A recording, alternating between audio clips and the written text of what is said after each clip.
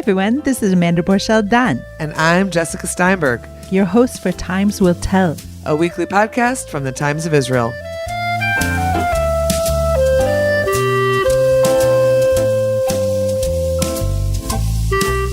Hi, I'm here today with this week's Times Will Tell, speaking to Merav Oren, a serial entrepreneur as well as culinary creator, and now the CEO at Foodish. That's Foodish. You heard me right.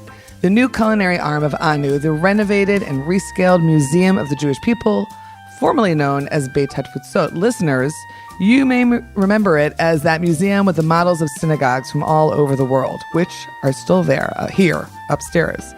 The idea behind Foodish is bringing the story of Jewish food with recipes, stories, photos, videos, and eventually a Foodish culinary map of communities, food communities around the world.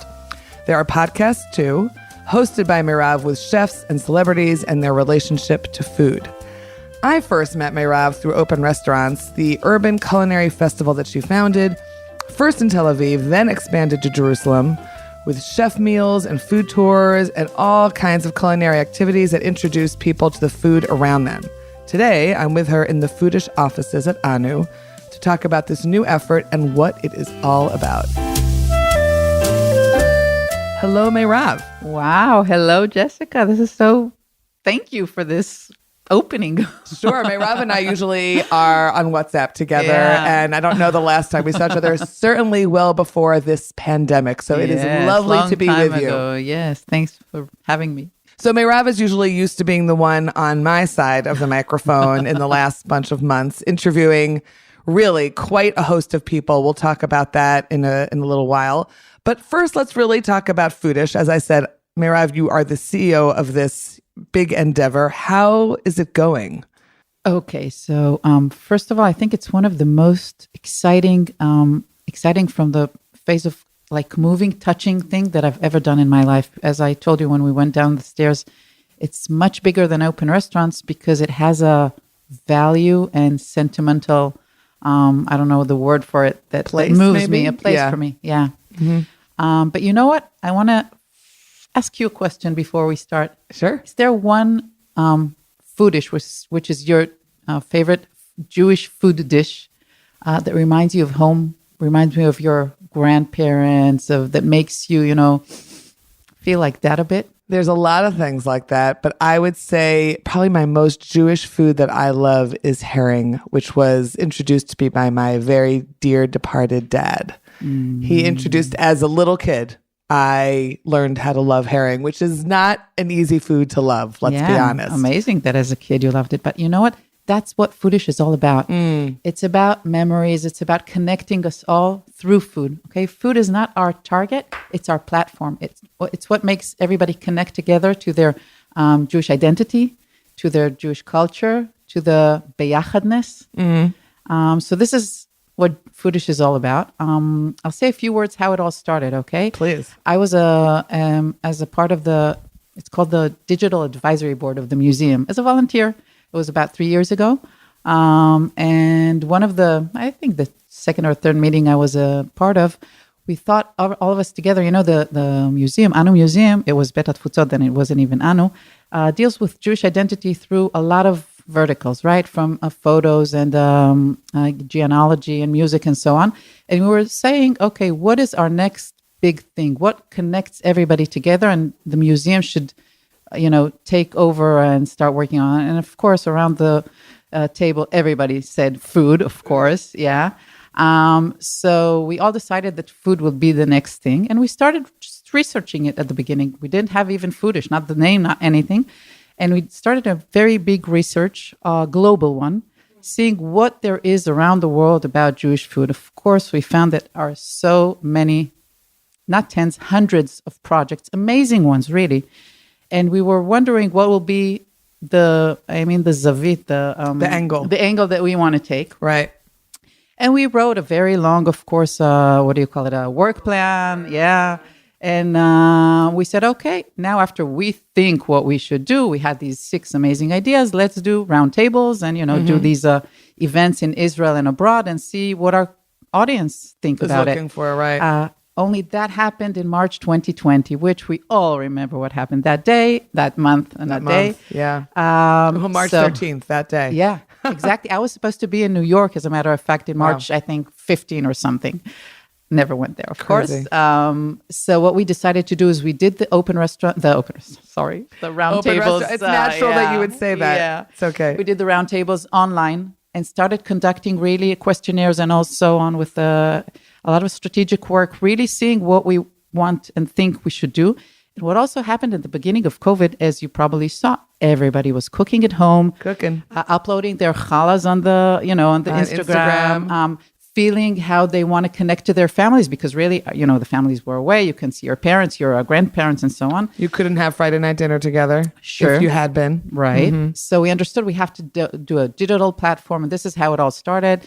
So that was about 2 years ago. And since then, we've been working very hard on doing a lot of content. We're really going through, we're a global project, only we're starting now in Israel. So our digital platform is going to be uploaded in about a month and a half. But I will say that there is a website that has content on it already. Yeah, but it's kind of like saying that, placeholder. It's just a very, the digital platform with all the Jewish food from all over the world and the communities and all the documenting that we're doing all of the time is going to be only about in 2 months in the year.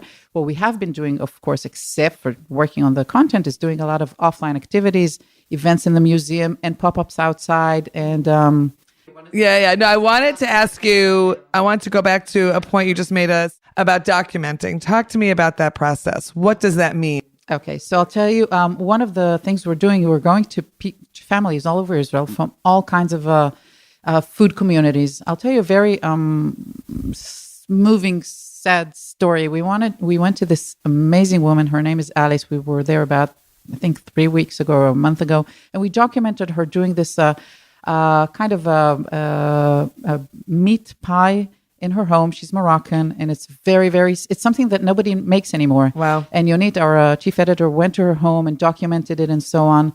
And unfortunately, Alice died 2 weeks ago from COVID. And this is the last memory her family has from, that's a cultural heritage and from what she does. And it's going to be, of course, in our database in the museum, and it will live forever. Wow.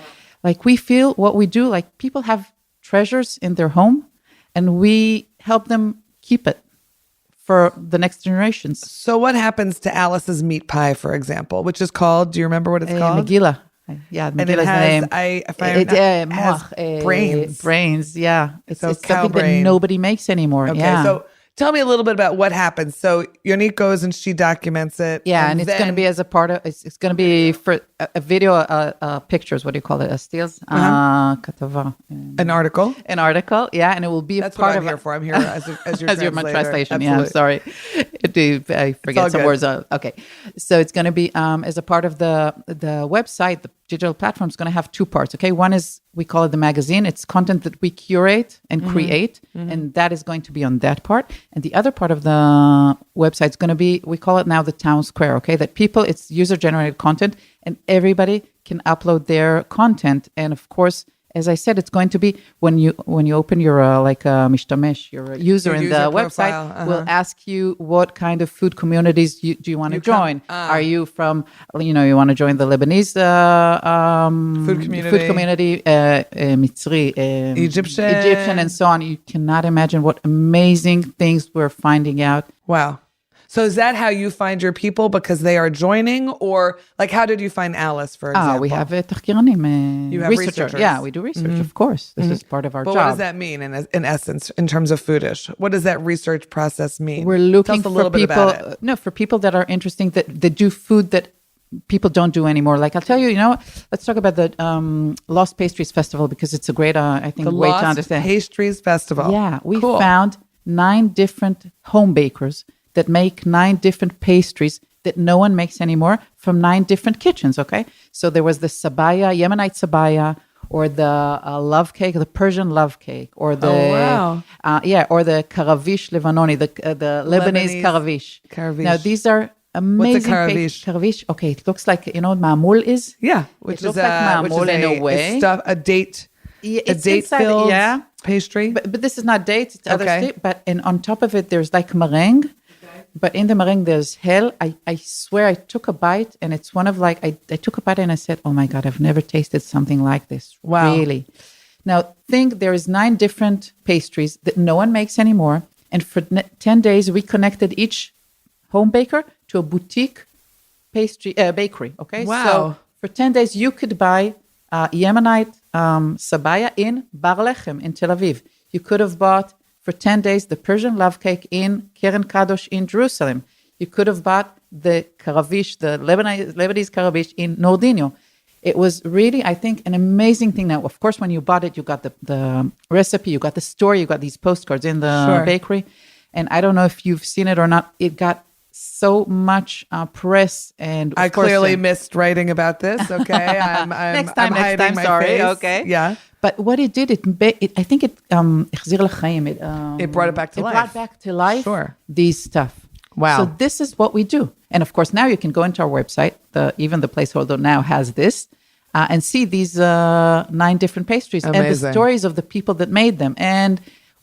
What is it about? Who they are, who are their families. Yeah, everything. And where did this pastry come from? And then is the idea to, in a sense, I mean, obviously you did that through this bakery pop-up, but is the idea to bring it back or to put it there for a little while and see what happens to it? Well, some of the bakeries asked us to leave it over there, but of course it's not our recipes, it's those people. So we connected them. They said, listen, if this woman that does the Yemenite sabaya is willing to let you use her recipe for life, we're more than happy. And what are people like in terms of sharing their recipes? Are they funny about it? Because sometimes people are funny about that. It's some of this and some of this. I think most of the people we meet are so excited that we got to their house and we're interested in what they're doing. Right. We're giving life to what they're doing. And some of them don't, do not like it less, let's say. Okay. Where does Foodish go in terms of there's the whole Israeli food, the Israeli cuisine conversation. There's, of course, Jewish food. Where does Foodish land in terms of all of that? Does Foodish give a definition to Israeli cuisine, which is that ongoing battle? We're not over there at all. I think what we're, Yonit has something I like the way she said it. She said, the Jewish food has, it's not like the terroir of the Jewish food is mufshat. How do you say mufshat? Because it's not a land, right? Right. What's the Jewish food? It's food we brought all of us from all over the world. And what made a Jewish food usually is minhagim shel dat. It's like religious customs. Yeah, because if you couldn't ritual customs. Really. If you couldn't also use electricity on Saturday, you need to do a very long cooking, right? Right, which is why you have cholent or chraime. Yeah, if you do not cook milk with meat, so it would define something that we do. You know that in the archives of the Vatican, how do you say Vatican? Vatican. The Vatican? Okay. Yeah. There's a whole crazy thing that in the Holocaust, השכנים הלא יהודים של היהודים הלשינו עליהם, ואיך הם ידעו שהם יהודים? Oh, told on them. Yeah, told on them. Yeah. How did they know that they're Jewish? Because let's say השוק שהם תלו לא היה שוק חזיר, היה שוק אבז. Because they were using duck but not pig. Okay, so they could tell by what they were cooking that they were Jewish. That's really amazing. That is pretty crazy. So these are all stuff that we are researching. These are the things that you're bringing to the table, so to speak. Okay.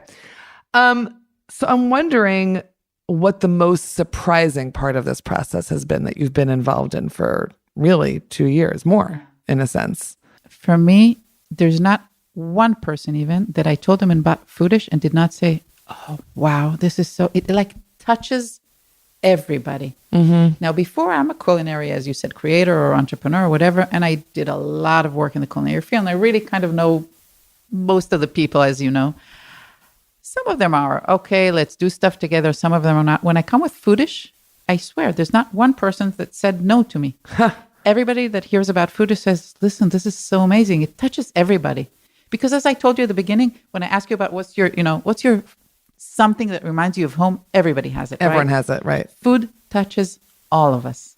And I think, I know I have something for you.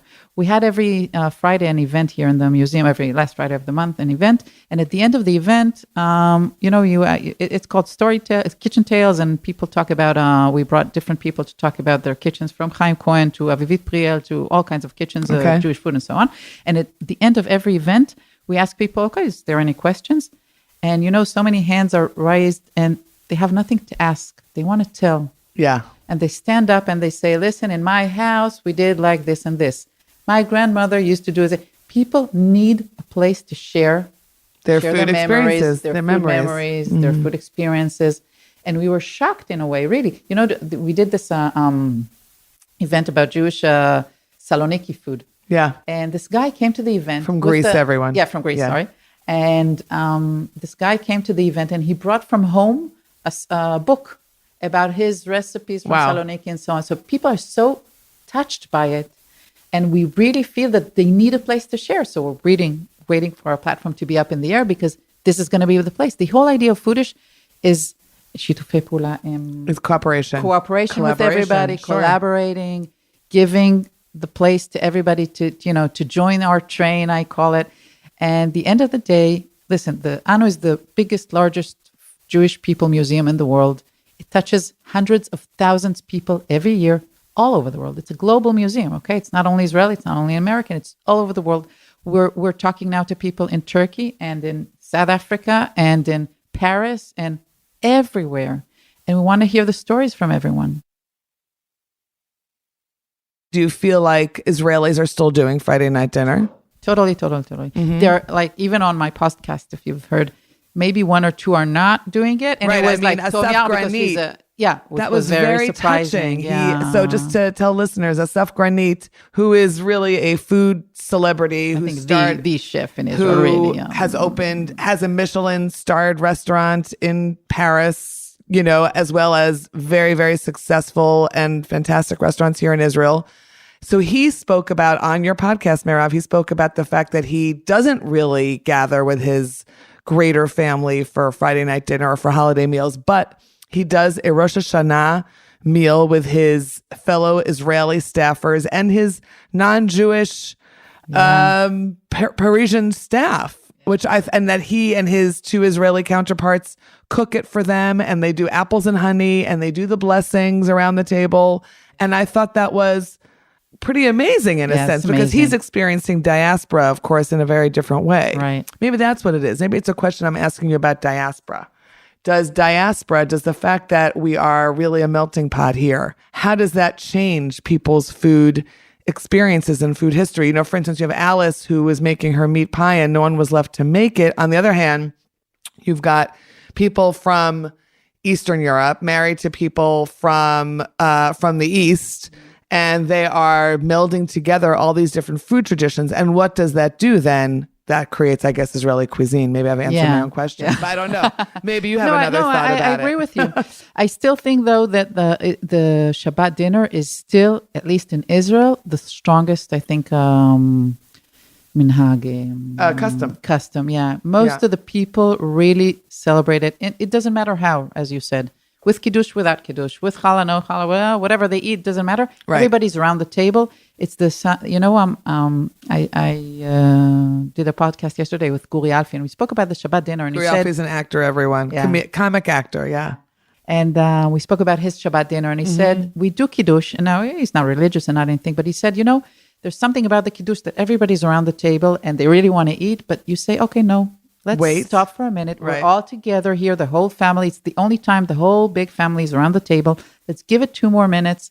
Let's welcome the Shabbat. I mean, and I think it's really something beautiful. I can say even about myself, okay, I'm not from a religious home. When I was a child, we never did kiddush in my home. I was married to David, my ex-husband, and we weren't religious at home, but we did kiddush.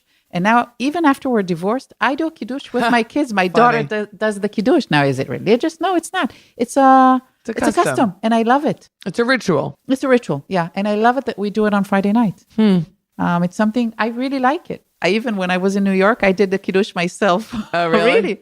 I always say Kiddush and Havdalah, the blessing over spices and wine that you do at the end of Shabbat. That is when I used to do that in my dorm room because it would always bring everyone in, because there's something very candles and sandals about it that anyone can connect to. Yeah. You know, a moment in time where you you begin something or you finish something. Merav, by the way, what is your food memory? What is your earliest food memory?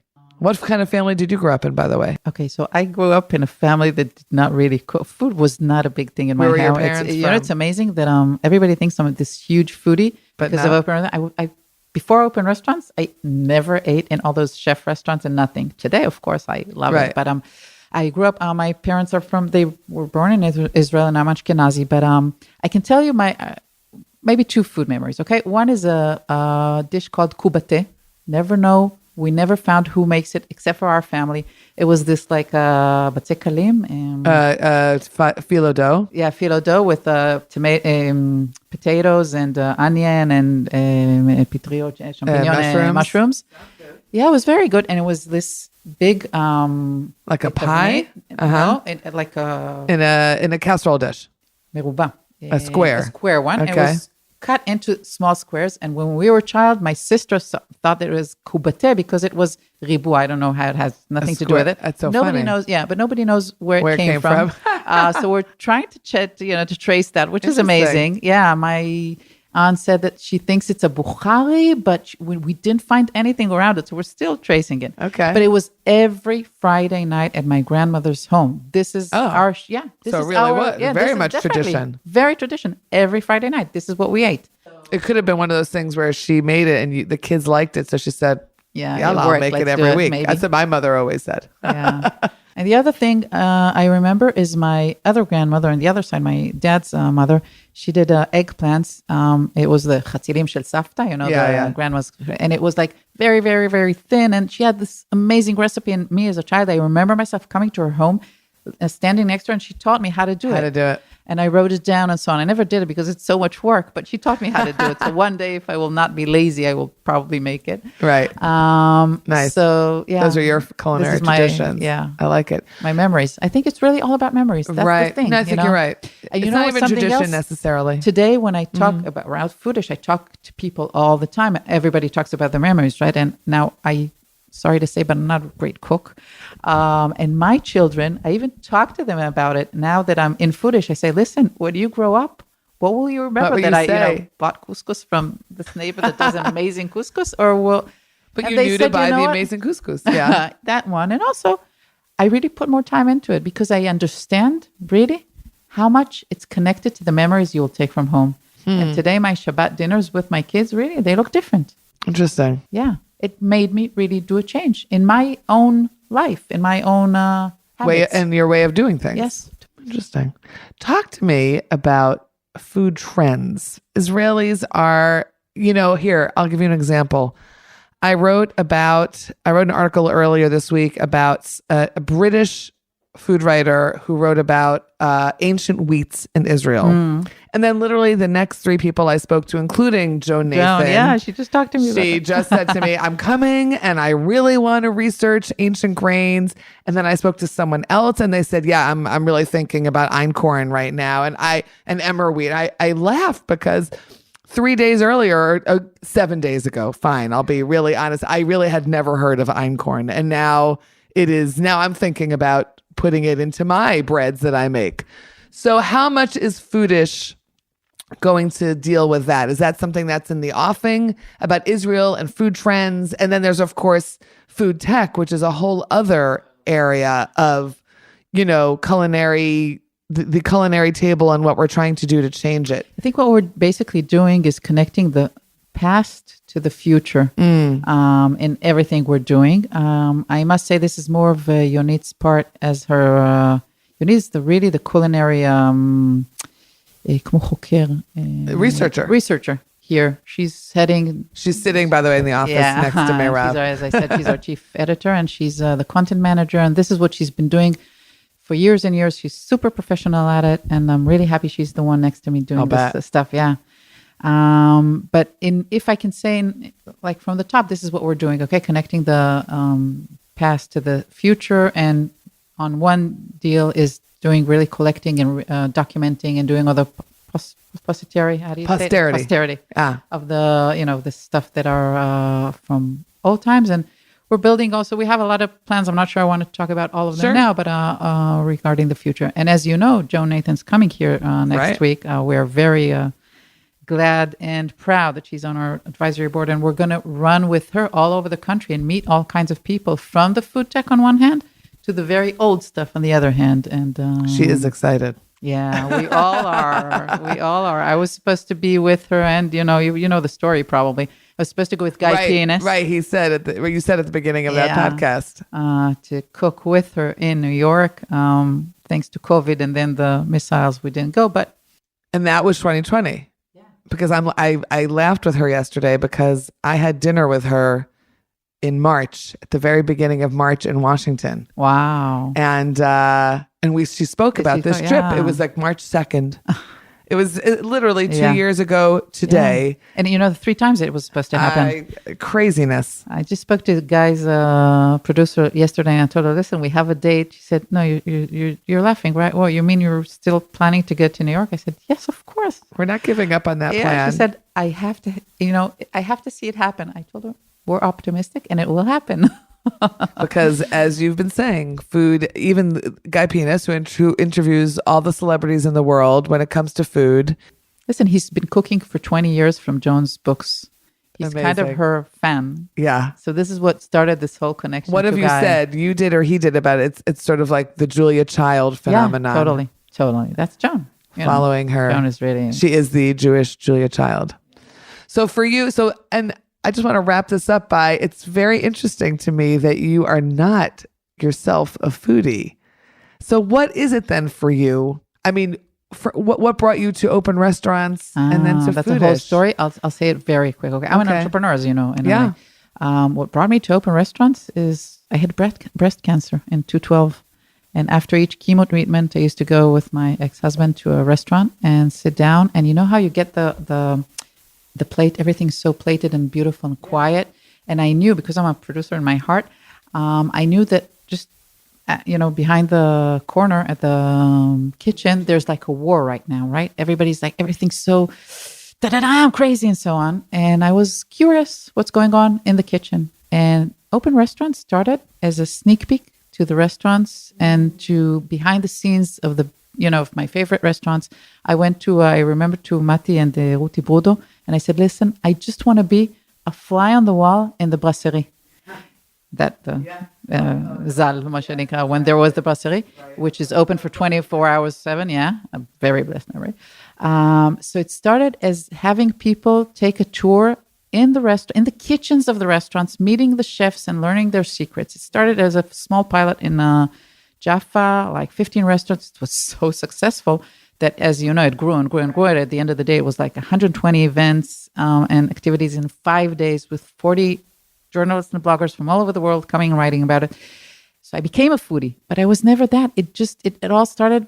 It was your producer side of your brain, basically. I think it's my curiosity. My curiosity and my entrepreneur side of the brain, because sometimes I always say that as an entrepreneur, my placeholder in the telephone is hold your horses. Sometimes, like I see something, I'm really curious, I want to make it happen, and tomorrow it will happen. That's how I operate. Sometimes I say to myself, hold your horses, but this is how it started. I was curious. I was sitting in the restaurant. I said, okay, so maybe all I need to do is do this small event and let people go into the restaurants, right? If someone will be willing to, at the beginning, I wasn't sure that chefs will open their kitchens, which was, some of them did not. The first one that said yes to me was Ofra Ganot, and she's really the first one that said, of course. I would love to share my... Wow. Yeah. And also the brasserie said yes. Totally not move on my love. I had people saying no at that point. So in a sense, really, it's then full circle to Foodish, because it's like people have become much more accustomed to sharing their food experiences and their food memories and how to make this thing that we all love that is called food. Totally. I think when I got to Foodish, I understood that it's everything. Like, how you have these projects, you say that everything in life, like, prepared you to this. Like I've done so many things, and I really love mixing, like food with art and culture and tech and so on. And at Foodish, it's everything together, only with this very strong mission that I feel I have.